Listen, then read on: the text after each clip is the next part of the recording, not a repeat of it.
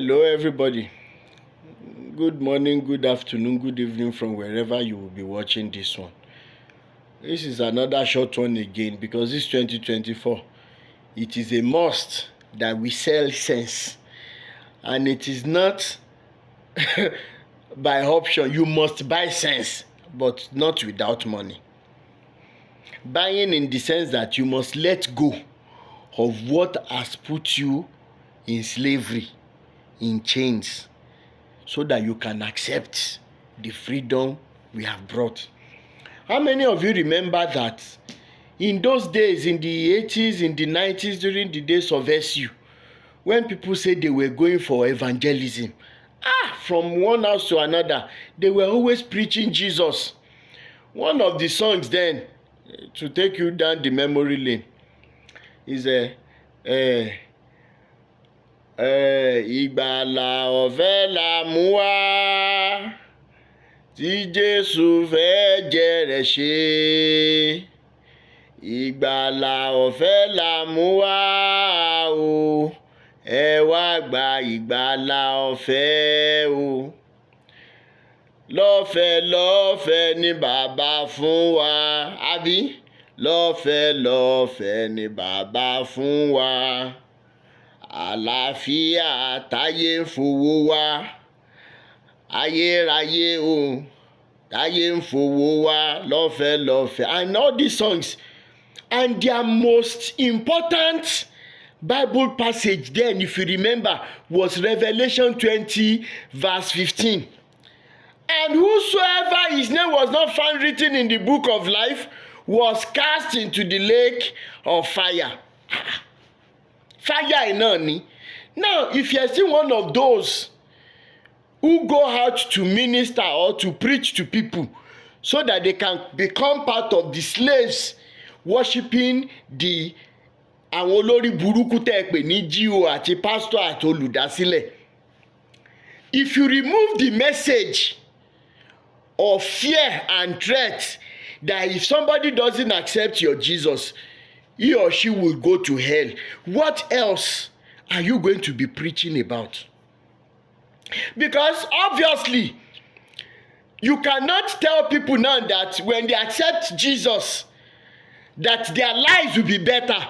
Because so many people will tell you, you should shut up. In fact, if you say that in the presence of some people, wọ́n á fi àdá lé ẹsẹ̀ òní tó lẹ̀.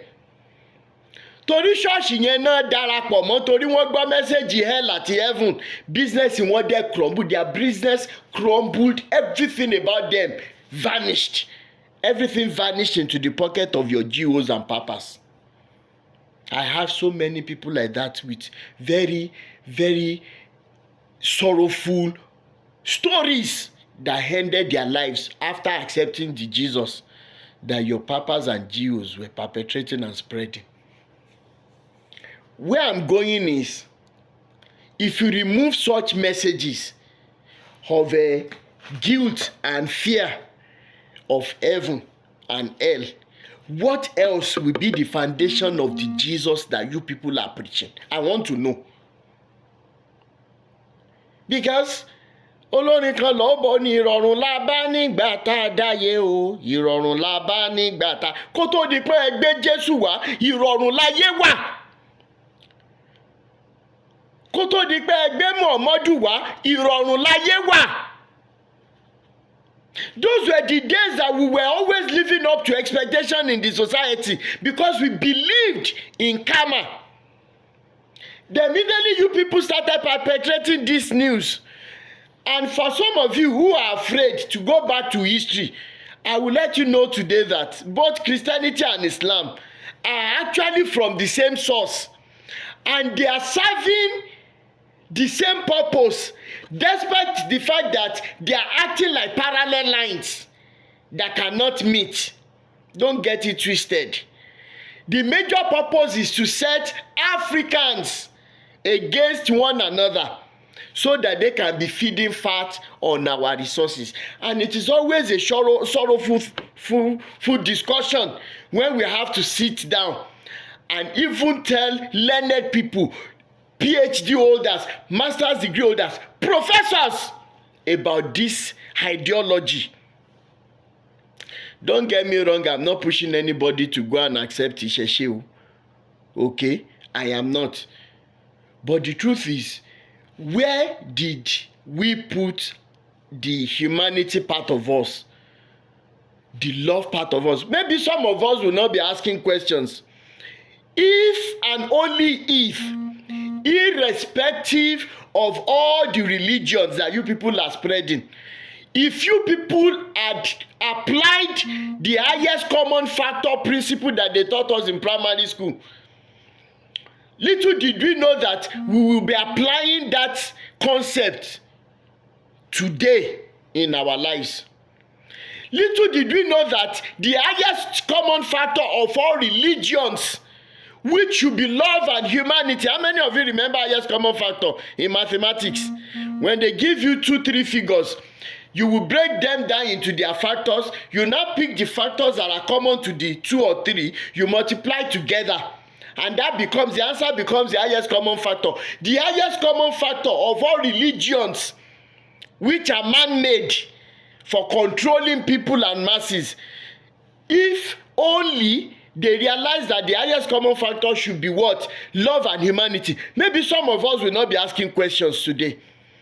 But how do you explain this level of slavery by our own people that we looked up to as fathers? A mọ̀ pé bàbá tó yẹ kán mọ̀ fi ṣépè fún bàbá nìyí. A rò pé bàbá ni ẹni pé àwa ní kẹ́ ẹ máa jó lọ àwọn ẹ̀yìn yín. Wàláhì tẹ́ bá wọ ẹ̀yìn sí òkúta lẹ máa gbà lórí ẹ̀yin bàbá rádaràda ẹ̀. And I will say it in this video again. Irun funfun yín kò ṣeé fi tọrọ. We cannot look at your grey hair and pray unto Elédùmarè and say, Elédùmarè irun funfun bàbá ìjọ wa fi jíǹkí mi. Èèyàn ṣẹ̀ṣẹ̀ fún rẹ̀ ni. Lẹ́yìn bàbá kú má mọ̀nà ọ̀run. Ẹ ń sọ fáwọn èèyàn pé wọn ò ní need aeroplane mọ́, wọn ò ní need visa mọ́ láti travel. Ẹ dẹ̀ ń lọ ẹ̀ ń bọ̀ nínú private jet. Lẹ́yìn bàbá òṣì yìí. Mo dẹ̀ ti sọ fáwọn èèyàn tó ń tẹ̀lé yín.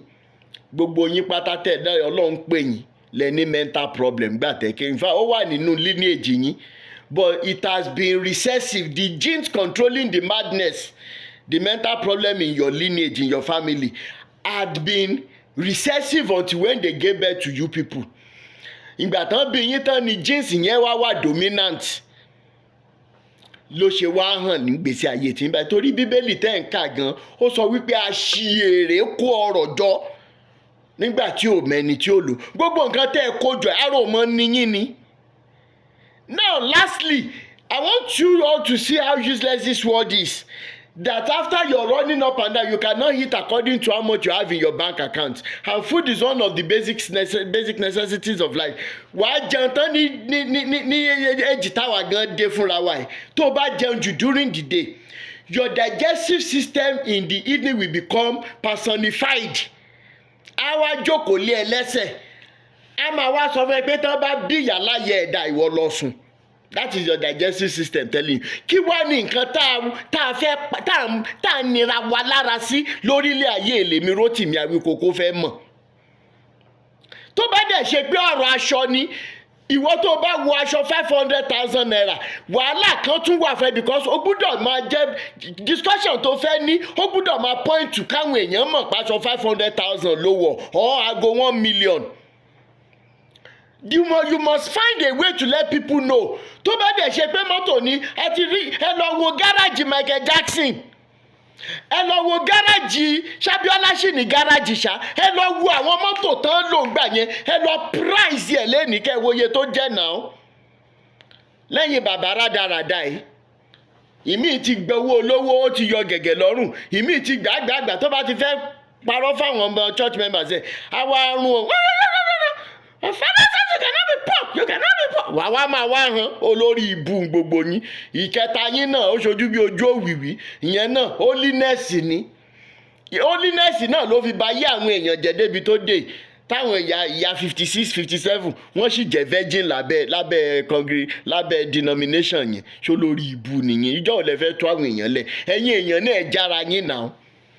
Olúwarótìmí Daniel sí yín náà ní Àwíkókó lójú ọlọ́rọ̀ tí bá bọ́ lọ́rọ̀ bá gbọ́ kí ló fẹ́ fi mí ṣe. Ire o. Nonsense.